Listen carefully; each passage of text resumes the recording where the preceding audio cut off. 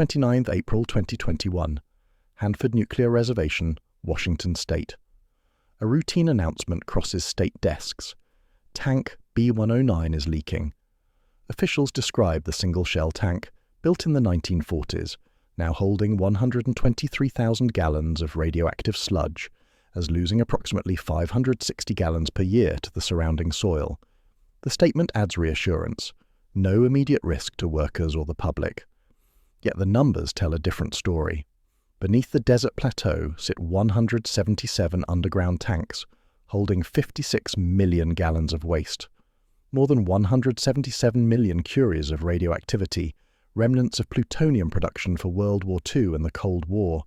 Full-scale vitrification, the process meant to turn liquid waste into stable glass, has still not begun, despite decades of design work and tens of billions already spent. One aging tank starts leaking again just as engineers prepare to turn waste into glass. The question is whether leak history, plume risk, vitrification schedules, and budget reality can align in time, or whether the cleanup will outlast the weapons it once fueled.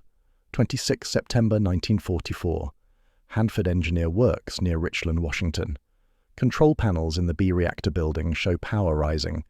Neutron flux indicators climb steadily as the world's first full-scale plutonium production reactor goes critical at 2248. Operators monitor cooling water flow and temperature gauges, focused entirely on sustaining the chain reaction that will produce material for atomic weapons. No one in that control room is thinking about where the waste will go. The engineering expectation in the 1940s and 50s is simple. Underground tanks will serve as interim storage for high-activity liquid waste from chemical separation plants until permanent solutions are developed. Over the next 2 decades, Hanford builds 149 single-shell tanks and later 28 double-shell tanks in grouped farms across the Central Plateau. Irradiated fuel from reactors like B, D, and F is dissolved in canyon facilities. High-level and low-activity fractions are routed to underground tanks designed for roughly 20 years of use. An early environmental summary captures the scale with stark precision. The waste includes more than 177 million curies in approximately 54 million gallons of liquid, sludge, and salt cake.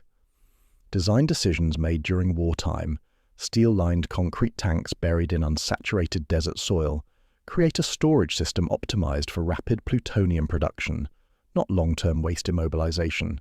These choices, driven by the urgency of the Manhattan Project and the Cold War arms race, will define cleanup challenges for the next century. The same system intended as an interim measure will still be holding 56 million gallons in 2025, 4 decades after plutonium production stops. 15th of February 2013, Hanford Tank Farms, Central Plateau. A routine review of liquid level measurements in tank T111 shows a slow but persistent decline. The numbers do not match evaporation models or recorded transfers.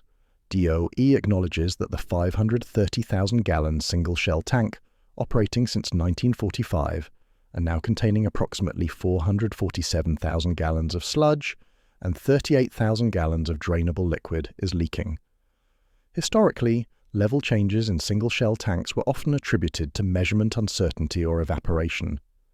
By the 1980s and 90s, however, DOE and regulators acknowledged that dozens of tanks have leaked. Estimates converge on approximately 900,000 to 1 million gallons of waste that have already entered the vadose zone beneath tank farms, the unsaturated soil between tank bottoms and groundwater. Leakage is inferred using liquid-level instrumentation, temperature probes, and neutron monitoring in boreholes drilled around suspect tanks. Early records sometimes underreported or classified leaks as assumed rather than confirmed. Pacific Northwest National Laboratory's 2013 evaluation of single-shell tank leak risks highlights technetium-99 and uranium as key long-lived contaminants that migrate with groundwater over decades and centuries. PNNL's analysis states plainly, technetium-99 and uranium are the highest-risk radionuclides that can threaten groundwater. Both isotopes are mobile in Hanford's alkaline tank waste and subsurface chemistry. Technetium-99 has a half-life of approximately 211,000 years. uranium isotopes persist even longer. Recognition of leaks forces a shift from simple retention and monitoring to retrieval, stabilization, and long-term risk management. The discovery sets the stage for large-scale remediation commitments that will consume billions of dollars and span generations. Even as T111's leak is acknowledged in 2013, most of the 56 million gallons remain in tanks whose long-term leak performance has never been tested over the timescales. Their contents will remain hazardous. 15 May 1989. Richland Red Lion Hotel, Richland, Washington. In a ballroom ceremony, officials from the U.S. Department of Energy, the Environmental Protection Agency, and the Washington State Department of Ecology sign the Hanford Federal Facility Agreement and Consent Order. The document, known as the Tri-Party Agreement, runs to hundreds of pages of technical milestones, schedules, and compliance provisions. For decades, Hanford's mission was plutonium production, 8 reactors feeding chemical separations plants, generating material for tens of thousands of nuclear warheads. The Tri-Party Agreement codifies a new mission: environmental cleanup and compliance with the Comprehensive Environmental Response Compensation and Liability Act and the Resource Conservation and Recovery Act. The agreement sets legally binding milestones for tank waste retrieval, treatment and closure. It assumes that technical solutions such as vitrification, turning liquid waste into stable glass, will come online on defined schedules. Early planning documents envision waste treatment beginning in the late 1990s or early 2000s. Key provisions outline requirements for single-shell tank retrieval, expansion of double-shell tank capacity, and construction of the waste treatment and immobilization plant. The agreement also addresses what will count as high-level waste requiring deep geologic disposal versus low-activity waste that can be managed in near-surface facilities. An early EPA and DOE summary describes Hanford as the world's largest environmental cleanup project, highlighting the central role of the tank farms.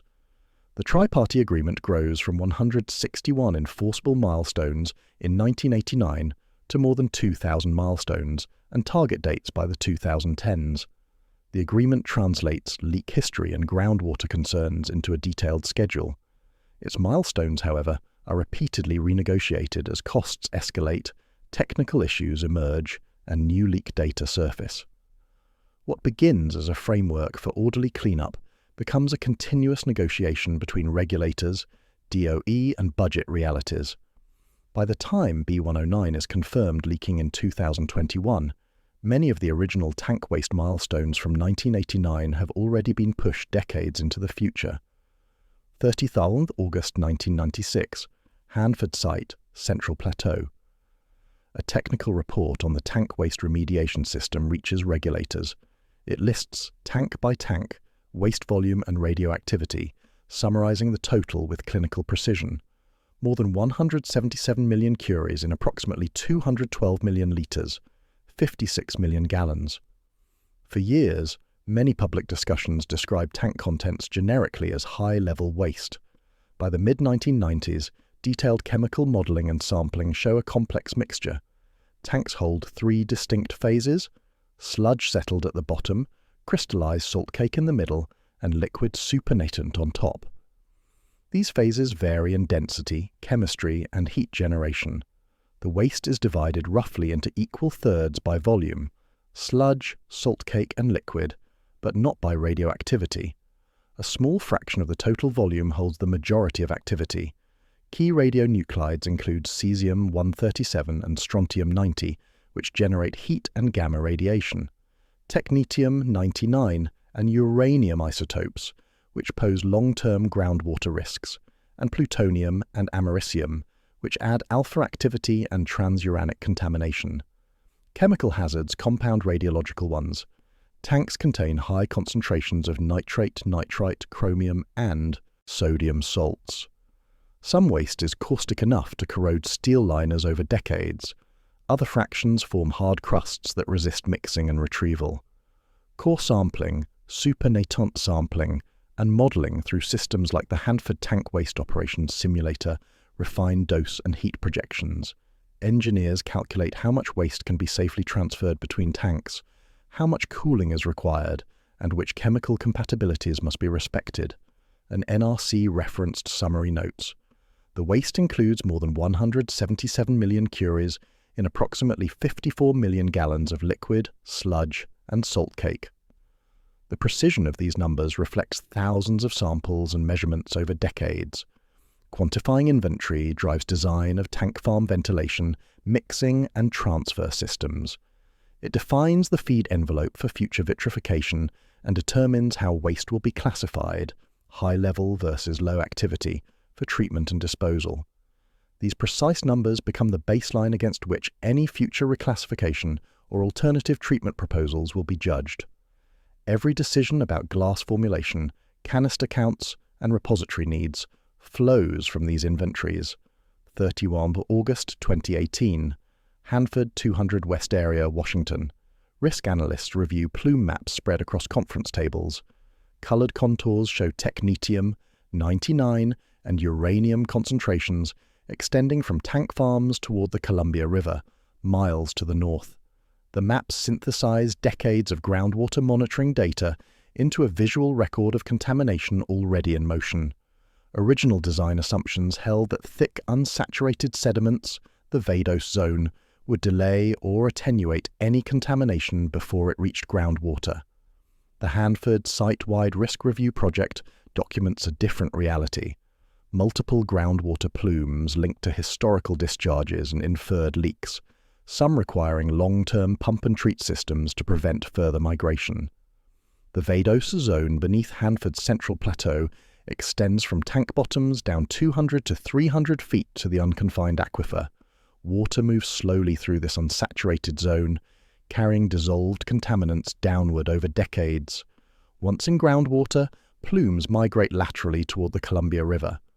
Pacific Northwest National Laboratory's tanks-to-groundwater analyses model travel times from specific tank farms. For tank B109, models estimate approximately 25 years for waste to reach groundwater. For T111, 70 or more years. These projections depend on leak volume, waste chemistry, soil properties, and natural recharge from precipitation and irrigation. Technetium 99's long half-life, approximately 211,000 years, makes even low concentrations relevant to long-term dose assessments. Uranium isotopes add both radiological and chemical toxicity concerns.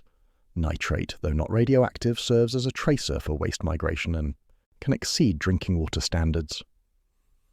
Dose pathways are evaluated for hypothetical future receptors. Well water users drawing from the unconfined aquifer, shoreline residents exposed through seepage into the Columbia River, and fish consumers. Doses are expressed in millisieverts per year and compared to typical US natural background of approximately 3 millisieverts per year and regulatory criteria such as 0.25 millisieverts per year above background for some scenarios.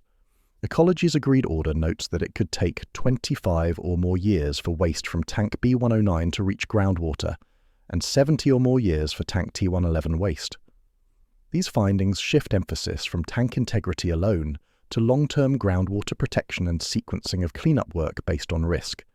Even when tank leaks are slow, model projections show that decisions made today will determine groundwater quality late in the 21st century. 22 August 2013, AY102, Tank Farm, Hanford Site. Inspectors reviewing annulus camera footage in tank AY102 see waste material where only dry secondary containment should exist. The double-shell tank, built in the 1970s as a more secure solution, has developed a leak in its primary steel liner. Double-shell tanks were intended to provide redundant protection. Primary steel tanks inside secondary steel liners within concrete vaults. The annulus between the two shells is monitored for any signs of primary tank failure. Discovery of waste in AY102's annulus undermines the assumption that double-shell tanks can indefinitely protect against releases while the waste treatment plant is completed. AY102's design includes a 1 million gallon capacity and continuous ventilation to manage heat and hydrogen gas generated by radiolysis. Its operational role is as a receiver tank for retrieved single-shell tank waste, concentrated high-activity material transferred from older, less secure tanks. Retrieval campaigns target approximately 97% of the tank's waste volume, using mixer pumps and controlled transfers to other double-shell tanks. Workers remove hundreds of thousands of gallons of supernatant slurry, leaving tens of thousands of litres of residual material clinging to tank surfaces and settled in hard-to-reach zones. Worker dose controls are strict. Personnel wear dosimeters that measure exposure in millisieverts and RM. Time limits, shielding, and remote operations minimize cumulative dose. Even residual waste carries significant activity. Cleanup and inspection work must be carefully planned. DOE's post-event fact sheet notes that AY-102 developed a slow leak of radioactive and chemical waste from the primary tank into the annulus. The leak is detected through level monitoring and confirmed through annulus inspections.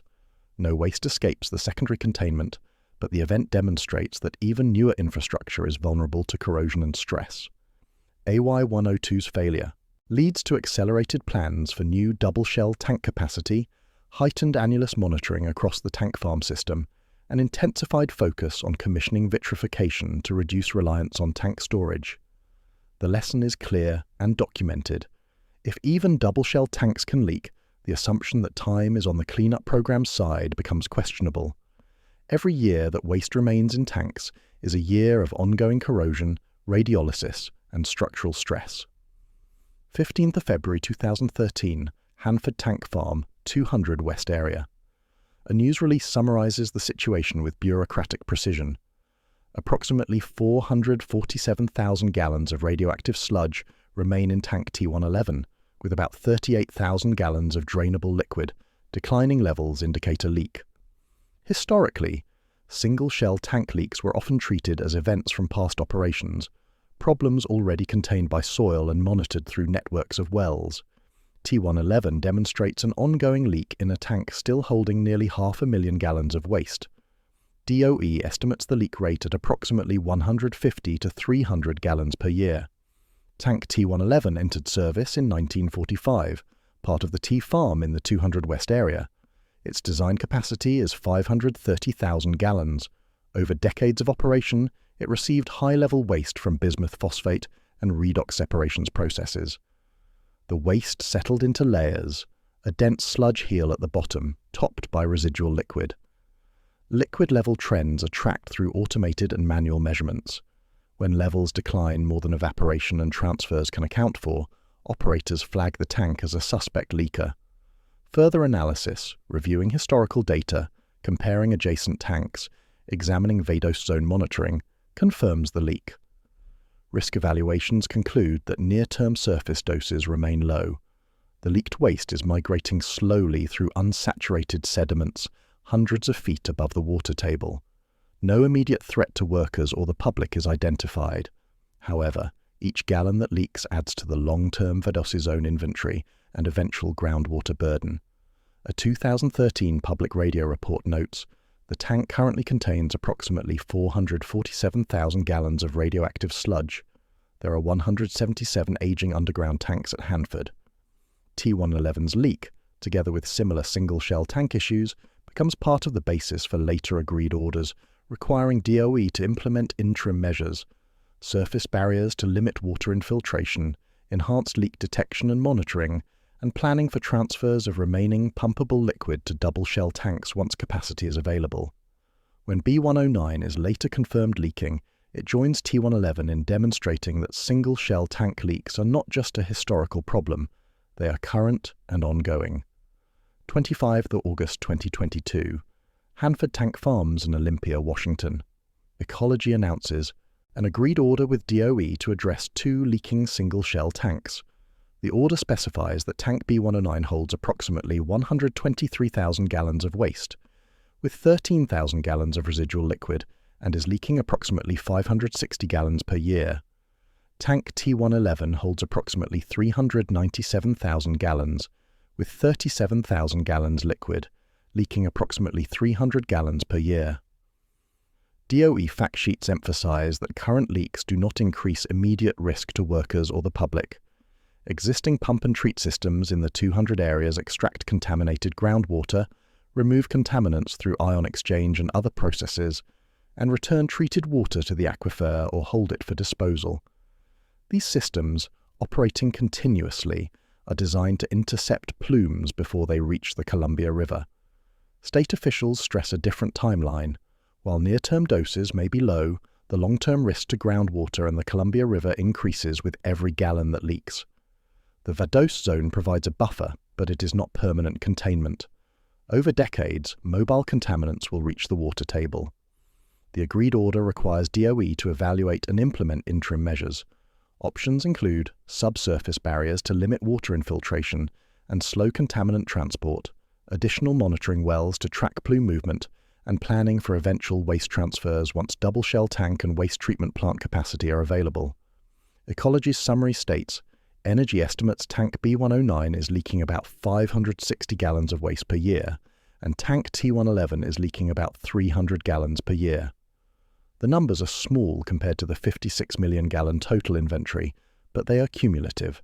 Each year adds to contamination already in the ground. The agreement legally links ongoing leaks to schedule and funding priorities. It makes it harder to defer tank waste decisions without revisiting consent orders and facing potential penalties or enforcement actions. At the time of this order, vitrification of low-activity waste is still in the future. The leaks are real and measurable. The glass is still hypothetical and years away. 4th of February 2025, Hanford Waste Treatment Plant near Richland. A DOE press release announces that the integrated disposal facility is nearly ready to receive vitrified low-activity waste glass from the waste treatment plant. This marks a key milestone in the direct feed low-activity waste strategy known as DFLAW. Earlier planning documents expected simultaneous treatment of high-level waste and low-activity waste. Budget constraints, technical issues, and design changes forced a sequenced approach. The DFLAW sequence aims to start low-activity waste vitrification first, in 2025, with high-level waste treatment projected to begin around 2033. DFLAW functions as an integrated system.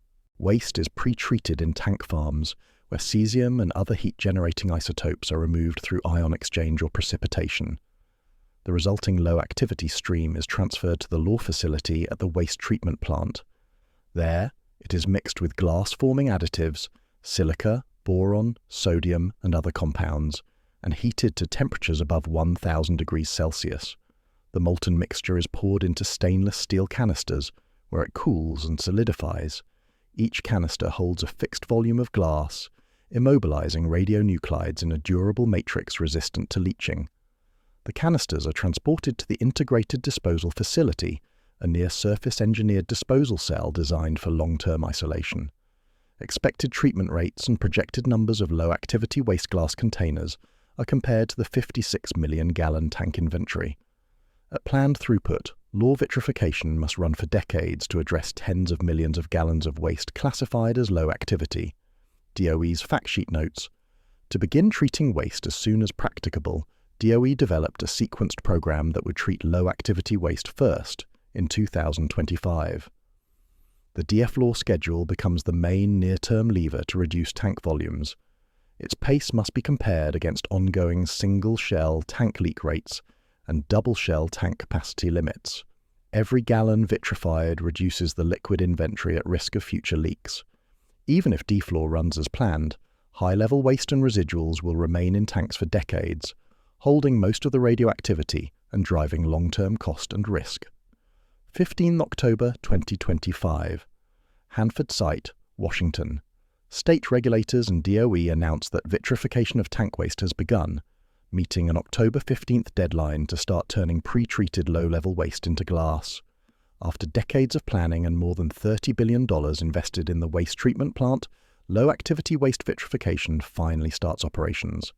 High-level waste vitrification, however, is still projected to begin around 2033. Most of the radiological hazard remains concentrated in high-level waste fractions and residual sludges that will not be addressed for years. The first weeks of operation are known as hot commissioning, running actual radioactive waste through the system under carefully controlled conditions. Engineers monitor glass chemistry, pouring rates, off-gas treatment, and canister handling. Throughput is initially limited as operators refine procedures and verify that all safety systems function as designed. Glass production rates determine how quickly certain tank farms can be emptied and closed. DOE planning assumptions link vitrification throughput to retrieval schedules, double shell tank space management, and ultimate closure timelines for single shell tank farms. An ecology statement notes, vitrification of high-level waste is expected to begin in 2033. The gap between low activity and high-level waste treatment reflects technical challenges in handling the most radioactive fractions, higher heat loads, more complex chemistry, stricter off-gas controls, and glass formulations that must meet repository waste acceptance criteria. Starting vitrification marks a major turning point. For the first time, Hanford is destroying tank waste inventory rather than only transferring or concentrating it. Liquid and dissolved solids become solid glass, eliminating the risk of future leaks from those specific waste volumes. The rate, however, must be evaluated against leak risk timelines. Models estimate 25 to 70 or more years for waste from current leaks to reach groundwater. Vitrification must proceed fast enough to remove waste from at-risk tanks before corrosion, seismic events, or other failures release more material to the subsurface. On the day glass production begins, 3 single-shell tanks are known to be leaking. Many more remain at or beyond their design lives, holding waste in steel liners never intended for century-scale service. 27th of February 2025, U.S. Department of Energy, Hanford Field Office. The 2025 Hanford Lifecycle Scope, Schedule, and Cost Report is released. It estimates remaining cleanup costs between approximately $364 billion and $589 billion. Active cleanup is projected to run until approximately 2086. Earlier cost estimates were lower and schedules shorter. The Government Accountability Office's 2023 review notes, cleanup costs for Hanford tank waste could reach $300 to $640 billion, depending on treatment choices and classification strategies. Waste classification decisions drive these cost ranges. The distinction between high-level waste and waste incidental to reprocessing, material that can be managed as low-level waste, changes the volume needing deep geologic disposal versus near-surface disposal. High-level waste requires a national repository that does not yet exist. Low-level waste can be disposed of at facilities like the Integrated Disposal Facility at Hanford. DF law, combined with potential grout encapsulation or other alternatives for certain waste streams, affects life cycle cost bands for tank waste. Grouting can immobilize some low-activity streams at lower cost than vitrification, but it must meet performance standards for long-term isolation. These long-term needs are compared with current annual federal funding of approximately $3 billion per year for Hanford cleanup. Ecology's analysis indicates that a compliant path, one that meets existing tri-party agreement milestones, would require substantially higher annual budgets, approximately $4.56 billion per year, in fiscal years 2025 and 26. GAO summarizes, we estimated in 2022 that the cleanup will cost between $300 billion and $640 billion and take decades. Funding profiles, classification policies, and technology choices now shape how quickly tank inventories can be vitrified, how many tanks can be closed, and how long single-shell tank farms will continue to pose groundwater risks. A mismatch between required and actual funding extends schedules, prolongs reliance on aging tanks, and delays the risk reduction benefits of vitrification and alternative treatments. The decisive number is not just 56 million gallons, but the hundreds of billions of dollars and 6 more decades of work projected to stabilize them. 31st August 2018. Hanford Site-Wide Risk Review Project Offices. Analysts finalize the site-wide risk review, summarizing risks from current conditions and projected futures for tanks, soil, groundwater, and structures across Hanford. The review synthesizes technical data, dose modeling, and cleanup sequence analyses into a comprehensive risk picture. Many public discussions frame Hanford as an imminent radiological emergency. The risk review depicts a more nuanced picture. Near-term public doses from tank leaks remain low under current controls. The most significant risks are associated with long-term groundwater pathways, large remaining inventories, aging infrastructure, and funding uncertainties. The review distills which plumes and units dominate potential future doses. Tank-related groundwater contamination, especially technetium-99 and uranium, ranks among the highest long-term risks. Buried solid waste in trenches and the Environmental Restoration Disposal Facility adds transuranic and fission product inventory. Remaining reactor facilities and associated waste sites contribute localized risks during decommissioning. Different cleanup sequences alter risk distributions, prioritizing retrieval of tanks closest to groundwater or those with the highest leak potential reduces near-term release scenarios. Accelerating vitrification of high-level waste concentrates the most hazardous material into stable forms sooner. Expanding pump and treat capacity intercepts plumes before they reach the Columbia River. Monitoring networks, wells, dosimeters, environmental sampling will need to operate for decades and potentially centuries. Even after active cleanup ends, long-term stewardship will require institutional controls, groundwater monitoring, and maintenance of engineered barriers. The risk review notes its goal is to provide a more comprehensive understanding of the remaining cleanup at the Hanford site to inform future sequencing. These risk-based insights influence prioritization of tank waste work. They guide decisions about which tank farms to retrieve first, how to evaluate trade-offs between rapid vitrification and alternative treatments, and where to invest in additional characterization or interim measures. Risk reviews consistently point to technetium-99 and uranium as key long-term drivers of groundwater and river impacts from tank-related releases. Even as low-activity waste vitrification begins, the risk review makes clear that long-term performance and funding decisions will determine whether today's progress materially reduces 22nd century risk. The work spans generations. Its success depends on sustained commitment and resources. 2 May 2025, Hanford Site, Central Plateau. Local governments and stakeholders review the implications of a cleanup horizon extending to 2086 and beyond, paired with estimates up to approximately $589 billion in total costs. The numbers define obligations that will outlast careers, administrations, and in some cases, entire lifetimes. Tanks designed for a few decades of interim use have become a multi-generation stewardship challenge. Vitrified low-activity waste is destined for near-surface disposal at the Integrated Disposal Facility. High-level waste glass will require a deep geologic repository, a facility that has been debated for decades but remains unbuilt. Expected numbers of low-activity waste and high-level waste glass packages run into the tens of thousands. Each package must meet strict waste acceptance criteria, be transported safely, and be placed in facilities designed for isolation over thousands of years. Planned closure strategies for single-shell and double-shell tank farms include waste retrieval to the maximum extent practical, grouting of residuals, demolition or entombment of tank structures, and placement of engineered surface barriers to limit water infiltration. Long-term monitoring and institutional controls will continue after physical closure. A recent overview describes Hanford as one of the largest and most expensive environmental cleanup projects worldwide, with costs and timelines now surpassing earlier projections. The story closes by linking B109's 2021 leak back to the broader system. High-level waste inventories, ongoing leaks, plume projections, vitrification throughput, and budget constraints are no longer separate issues. They are interdependent variables in a century-scale cleanup equation. 56 million gallons of waste have begun to move, in small but measurable amounts, from tanks into glass. At the same time, some continues to move slowly into the ground.